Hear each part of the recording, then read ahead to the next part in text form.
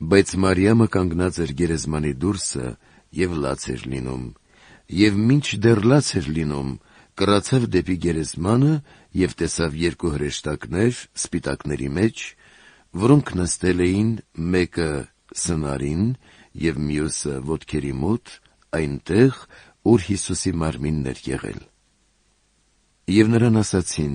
«Ով կին, ինչու ես լալիս»։ Նա նրանց ասաց.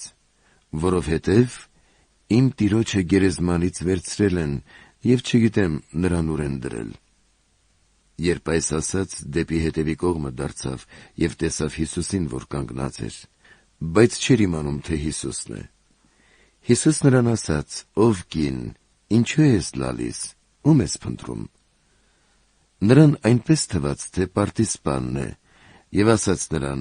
«Տե՛ր, եթե դու ես նրան վերցրել, ասա